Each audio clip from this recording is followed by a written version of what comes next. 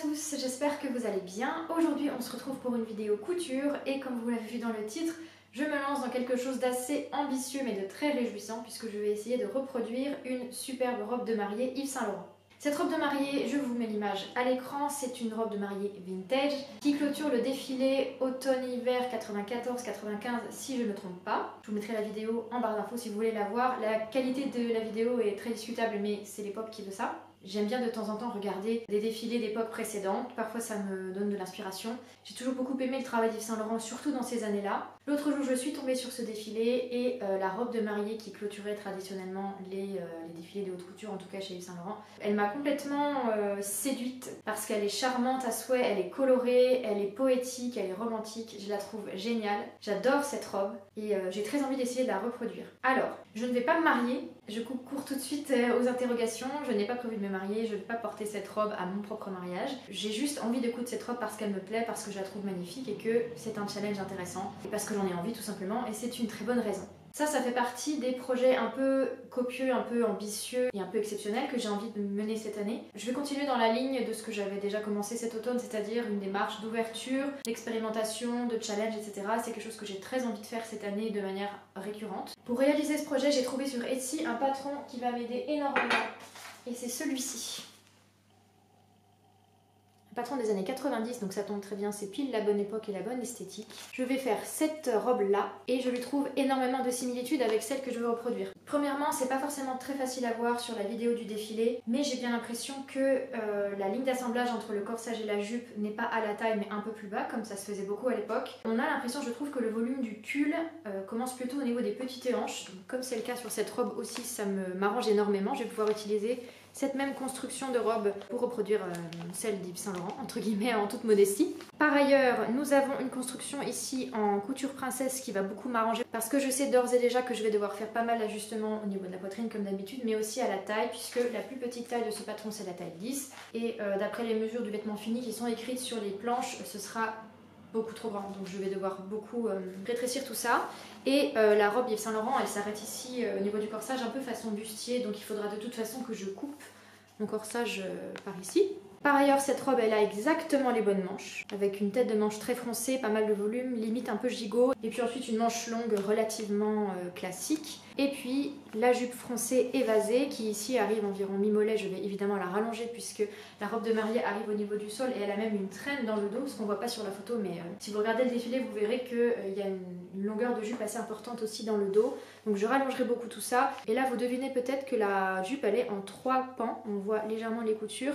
Je vais m'arranger pour assembler ces 3 pans en un seul, sachant que ce sont seulement des rectangles, pour n'avoir aucune couture sur le devant puisque la robe d'origine n'en a pas. Voilà, je suis ravie d'avoir trouvé ce patron qui sera une excellente base pour ce projet. Alors, il faut que je vous montre les tissus. Si vous regardez sur la photo, vous voyez que la robe elle est essentiellement orange et rouge, ce sont des couleurs que j'aime beaucoup, et que l'essentiel de la robe en fait est orange, que ce soit la jupe et le bustier qui est plissé d'ailleurs. Et si on regarde de près, si on zoome, on voit que la jupe elle est faite en tulle à plumes tis. J'ai cherché partout du tulle à plumes tis orange, c'est impossible d'en trouver. Du tulle orange, il y en a tant qu'on veut, et du tulle à plumes tis aussi, mais du tulle à plumes tis orange, croyez-moi, j'ai retourné la toile, il n'y en a pas. J'ai trouvé il y a quelques semaines sur Mondial Tissu un tulle qu'ils appelaient tulle orange à pois. J'ai cru que j'avais trouvé ce que je cherchais et en fait il est arrivé, il est fluo, il a des gros pois, c'est très moche, en plus il est beaucoup trop mou, ça va pas du tout. Donc j'ai acheté sur Butinette un tulle orange sans plumes tis, il va falloir s'en passer. Il est comme ceci. Alors là vous voyez la couleur très flash, ça c'est ma caméra qui a du mal à capter les couleurs vives. Il n'est pas aussi fluo que ça dans la vraie vie, il est juste orange normal, orange vif. Voilà, j'en ai 4 mètres et j'en ai un deuxième coupon à côté puisque je vais peut-être devoir faire 2 couches de jupe dans la mesure où une épaisseur de tulle, c'est totalement transparent. Alors c'est vrai qu'une fois froncé, ça va s'opacifier un petit peu, mais je ne suis pas sûre de ne pas devoir faire une sous-jupe dans le même tulle, donc j'en ai acheté un deuxième coupon. Voilà, ça c'est pour la jupe et le corsage que je vais plisser dans la même couleur. Ça m'embête que vous voyez pas la bonne couleur parce que ça peut vous effrayer, alors je vous assure il est orange vif mais il n'est pas fluo quoi. Pour servir de base à mon corsage et aussi de doublure puisque je voudrais doubler mon haut, je me suis procuré une petite popeline de coton orange. Je crois que c'était chez Rascol, je suis pas sûre. J'en ai pris 1 mètre et ce sera largement suffisant, j'espère, pour couper à la fois ma base de corsage et sa doublure. Voilà, tout simple. Et j'ai pris de mémoire 70 cm de jersey de coton orange pour fabriquer l'espèce de mini jupe qui est portée sous la robe, qui est là pour cacher les cuisses et les fesses, pour que l'on ne soit pas complètement à l'air là-dessous. Et maintenant pour la partie la plus amusante et la plus poétique, ce sont toutes les petites fleurs qui sont cousues sur la robe. D'après la photo, elles ont l'air en tulle ou en organza, je sais pas exactement. Moi je me suis procuré du tulle et pour fabriquer ces petites fleurs, j'ai acheté ici 50 cm de tulle rouge vif. Là encore, il est moins fluo que ça dans la vraie vie, c'est juste un rouge vif, du vrai rouge quoi. Je me suis procuré aussi le même tulle en rose clair, puisqu'il y a plusieurs couleurs de rose et de rouge sur cette robe. Et du rose plus vif. Je sais pas exactement comment vous le voyez, mais il est fuchsia dans la vraie vie. Vous observerez aussi qu'il y a sur la robe, par-ci par-là, des petits feuillages noirs. Et pour ça, j'utiliserai mes chutes de poppines de coton, non, de batiste de coton noir, que j'utilise depuis des mois pour faire des doublures et des tas de choses. C'est toujours la même batiste, il m'en reste des chutes et donc je vais les exploiter pour ça. Pour les manches maintenant, j'ai trouvé chez Tissu Alinck un sublime velours de coton rouge lisse. Rouge vif, il est moins orange que ça. Encore une fois, vous n'avez pas la bonne couleur, malheureusement. C'est un rouge vif absolument magnifique. Il a des reflets superbes, il est vraiment très proche de ce que je vois de la photo, donc je suis ravie. J'en ai pris 1 mètre pour coudre mes 2 manches dedans, et j'espère que ce sera très beau. Je vais commencer par faire mon corsage dans la popeline orange. Je vais commencer par la partie doublure pour voir comment ça tombe sur moi, faire mes ajustements et répercuter ces changements sur le corsage extérieur qui en fait sera invisible puisqu'il sera couvert par le tulle plissé. La jupe sera facile puisque ce sont seulement des rectangles froncés, donc pas de difficulté particulière, j'espère. Et puis ben voilà, c'est parti!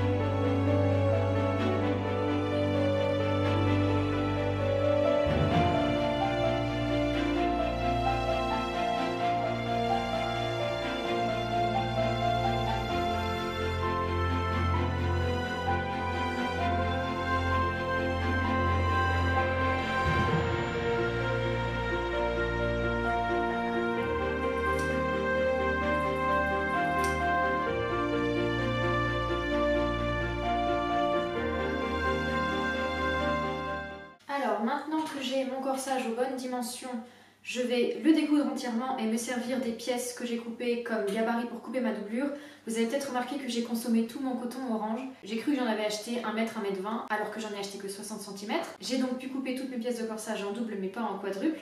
Donc je vais utiliser ces pièces-là comme tissu extérieur et trouver un autre tissu pour la doublure. Je vais chercher dans mon stock et je vais trouver quelque chose qui fera l'affaire. Donc vous aviez remarqué que j'avais posé un zip pour être vraiment autonome et faire tous mes essayages, etc., faire mes ajustements. J'ai repris aussi un petit peu au niveau de la poitrine puisque comme d'habitude il fallait aussi reprendre au niveau de la couture princesse ici en haut. Une fois que j'aurai fait ça, je vais m'occuper de la bande qu'il faut que j'ajoute ici sur l'épaule pour fixer la manche plus tard. Donc je vous montrerai après comment je vais faire. Pour l'instant, je vais découdre ça, couper la doublure, assembler la doublure, voilà, faire mes 2 corsages et ensuite on fait un point.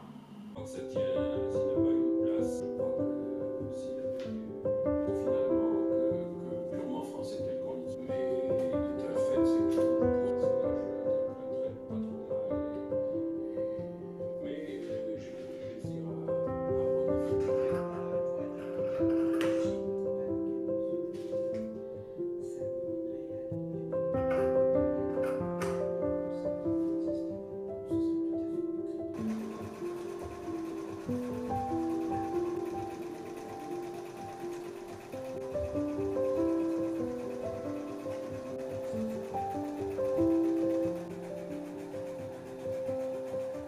Alors hier j'ai terminé d'assembler mes 2 corsages. Voici le corsage en doublure. Vous avez vu que j'ai trouvé une popeline de coton corail dans mes affaires. C'est pas tout à fait la bonne couleur mais tant pis, c'est celle qui s'en rapprochait le plus et je pense que ça va aller. Voilà ce que ça donne. Et j'ai aussi reformé mon corsage en tissu extérieur, en tissu principal. Je n'ai pas encore fait les coutures de côté parce que j'ai l'intention de plisser indépendamment le devant du dos pour qu'il y ait une couture de côté. Je pense que ce sera plus joli, voilà. Et justement pour savoir de quelle quantité de tulle je vais disposer pour faire mon plissage, je dois d'abord couper les pièces de jupe pour être sûre d'avoir assez pour la jupe, vu qu'il y a une certaine longueur. Donc je vais faire ça maintenant et je m'occuperai du plissage et des manches après.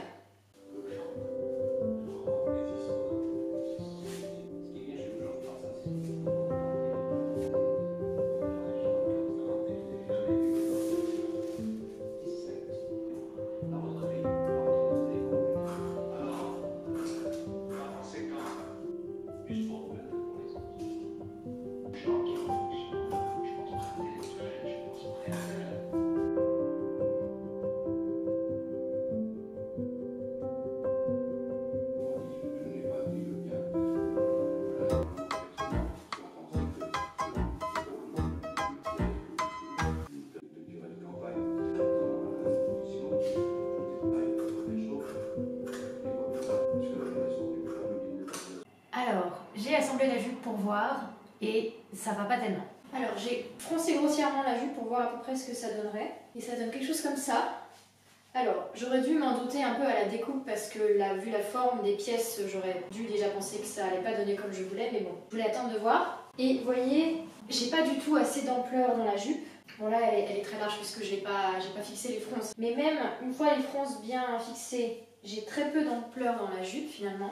Il faudrait que ce soit beaucoup plus large, beaucoup plus évasé. Je trouve que ça n'a pas beaucoup d'allure comme ça et je pense que ça tient au fait que les pièces de patron sont en forme de rectangle et que c'est pour ça que ça a un tombé quand même relativement droit sur le corps, alors qu'il faudrait que ça parte beaucoup plus en V, enfin en A, comme ça. Et bon, après la traîne, dans l'absolu elle a la bonne longueur, mais pareil, j'ai pas du tout assez d'ampleur ici.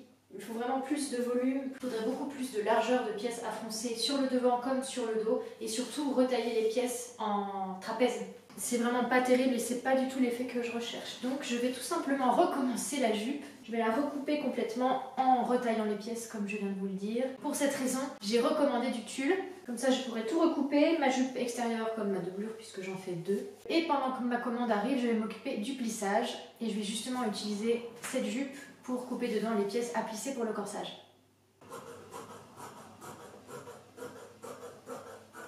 Pour le plissage du tulle, j'ai fait un essai sur du papier. J'ai remarqué que sur la photo de référence, les plis étaient assez étroits et serrés, donc c'est ce que j'ai fait. Si je le replie, ça donne quelque chose comme ça. Vous voyez, une fois qu'on les superpose les uns sur les autres, je ne sais pas si ça se voit bien. J'ai marqué 7 mm, mais c'est plutôt 8 ou 9 parce que c'est la largeur de mon pied presseur que j'utilise comme repère. Étant donné que je fais mon marquage au fil, puisque sur le tulle, il n'y a pas de possibilité de tracer quoi que ce soit, il y a beaucoup trop de trous.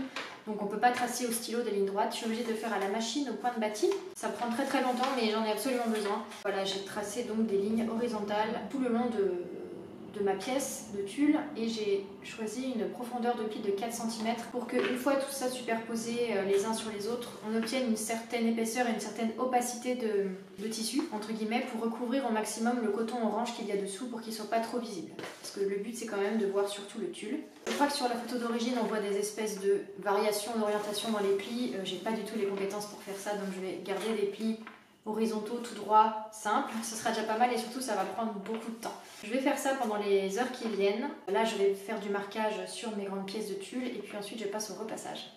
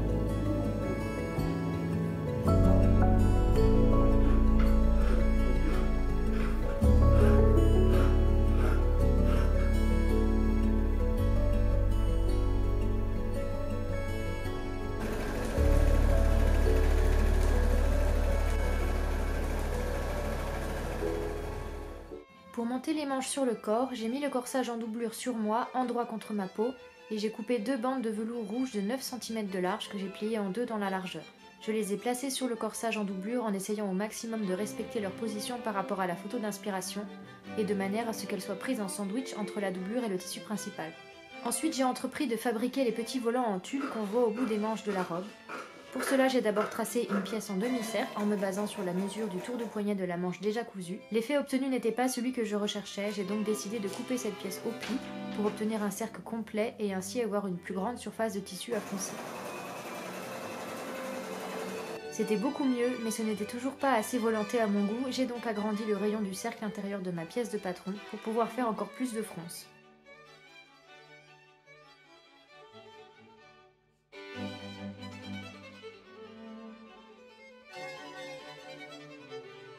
Et puis il était temps de recouvrir le corsage en doublure avec le corsage plissé.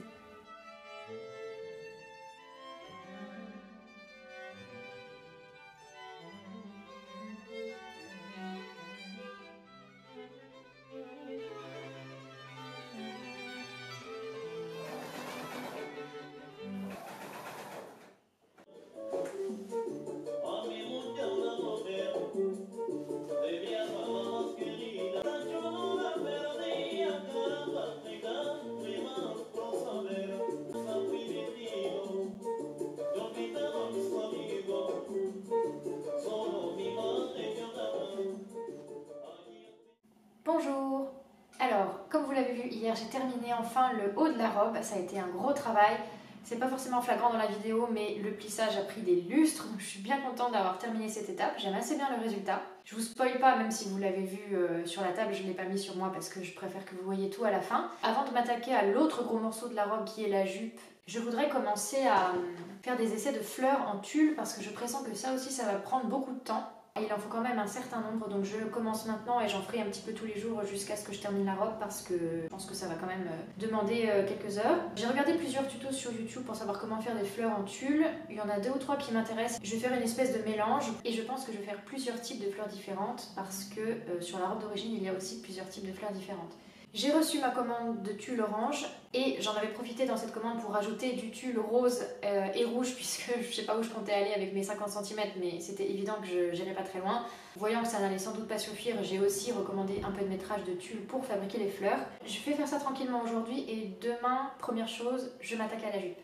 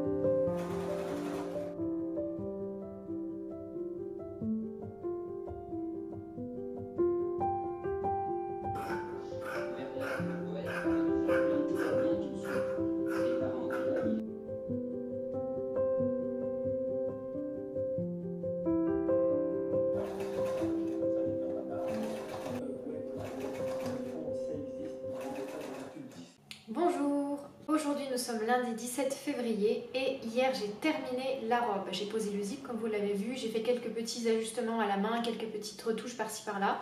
J'en aurai peut-être encore de très mineurs à faire dans les jours qui viennent, mais pour l'essentiel on est bon.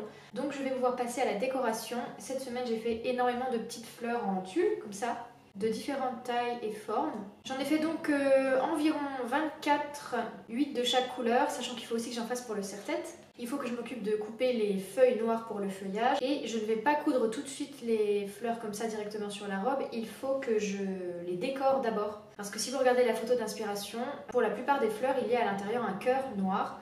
Je ne sais pas comment il est fait, peut-être avec de la broderie, autre chose, sans doute plein de techniques très sophistiquées que je ne connais pas. Moi, je vais faire le cœur de mes fleurs avec des bijoux que j'ai trouvés à Emmaüs et à la brocante l'autre jour, qui comportent plein de perles noires à facettes. Et je vais utiliser ça pour décorer mes fleurs, donc je vais les désosser et récupérer toutes les perles. Je vais essayer d'en terminer quelques-unes aujourd'hui pour pouvoir les coudre sur la robe, histoire de se faire plaisir. Et j'en ferai sans doute encore demain et après-demain.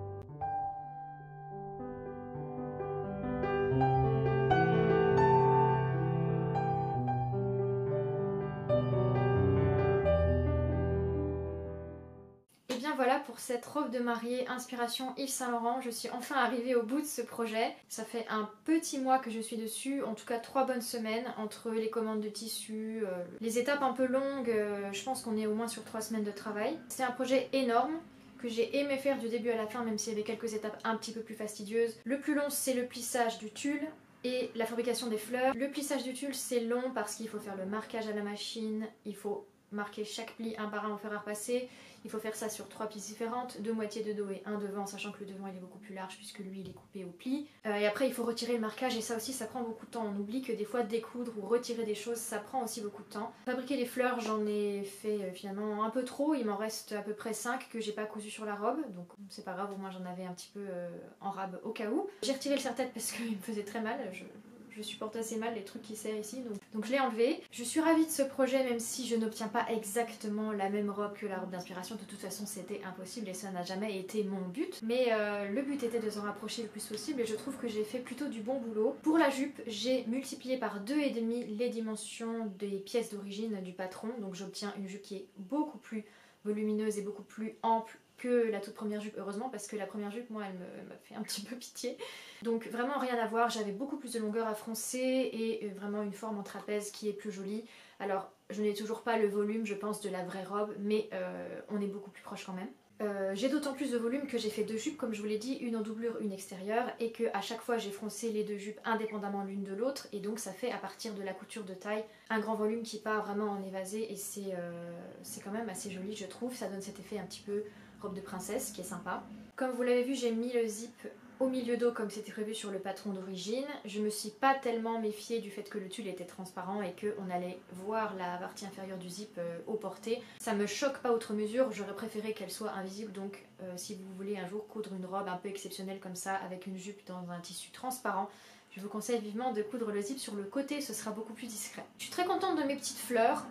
Celle-ci particulièrement. À propos des tulles, je vous ai dit dans ma vidéo que j'avais finalement renoncé à utiliser mes 50 cm de tulle fuchsia puisque ça n'allait pas du tout avec la palette de couleurs de la robe et on était vraiment trop loin du style d'origine. Donc quand j'ai fait ma deuxième commande de tulle orange, j'ai commandé sur Mercerine du tulle corail puisqu'il n'y avait pas de tulle corail chez Butinette et je trouve que c'est vraiment mieux. Ce qui a été long, c'est de coudre chaque petite fleur à la main sur la jupe et le reste du vêtement. Les feuilles aussi, ça prend un petit peu de temps. Heureusement, il n'y a pas des feuilles sur toutes les fleurs, donc on a un petit peu moins de couture à la main pour les feuilles, mais c'était sympa à faire. J'aime bien tout ce qui est décoration, détails et finition, donc même si c'était un peu long, j'ai apprécié le faire quand même. C'est une robe qui est globalement plutôt confortable. Je suis pas du tout serrée dans le corsage ni à la taille. Par contre, je perds mes manches sans arrêt, et c'est normal puisqu'elles tiennent à pas grand chose. Elles sont accrochées là sur le buste, et dans le dos, elles sont très loin du milieu, enfin il n'y a pas grand chose qui les tient et c'est pas mes épaules qui vont les retenir.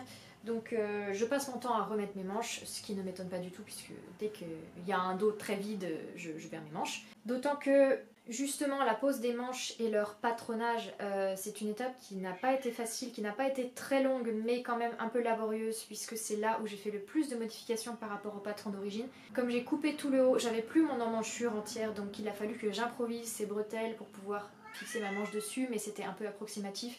C'est là qu'on fait avec ce qu'on peut quand on est amateur, quoi. Je pense que quelqu'un qui est professionnel saurait très bien le faire, mais je ne connais pas ces techniques-là, donc j'ai fait comme je pouvais. Celle-ci tient à peu près parce que c'est la manche gauche, et encore, hein, franchement, si je me détends complètement, je perds ma manche. Donc à droite, je suis constamment en train de la rattraper, puisque, voilà, ça tombe.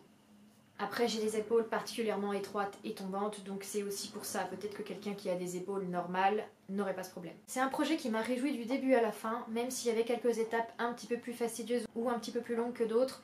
J'ai aimé toutes les étapes, j'ai appris beaucoup de choses et j'étais toujours portée par l'enthousiasme de ce projet et de l'attente du résultat, même si encore une fois je n'avais pas tellement finalement d'attente perfectionniste sur le résultat. Je suis ravie d'être allée au bout parce que c'était quand même quelque chose de très copieux, très ambitieux, j'y ai passé énormément d'heures, énormément de temps, d'énergie, mais je ne regrette pas parce que c'est quelque chose qui m'a vraiment donné de la joie et j'espère que ça vous en donne aussi. Après un projet aussi ambitieux que celui-ci, j'aurai besoin de me reposer un peu, donc les prochaines vidéos et prochains projets seront plus simples. J'espère que vous avez aimé cette vidéo, si c'est le cas n'hésitez pas à la liker, ça me fera très plaisir. Il y aura d'autres projets un peu exceptionnels comme celui-ci durant cette année, n'hésitez pas à vous abonner à la chaîne pour ne manquer aucune de mes prochaines vidéos. Je vous souhaite une très bonne journée et vous dis à bientôt pour la prochaine vidéo. chat. Bah oui.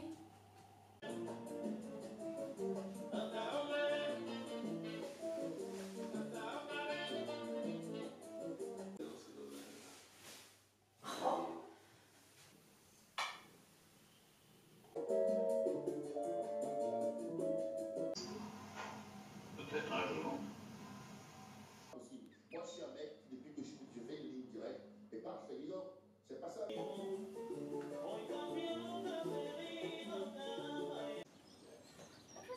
Tout ça, ça filme, hein, ça te fera du... ça te fera du best-of pour la fin. Bien, ça fait un peu sorcière moderne, colorée. Ben non, mais là...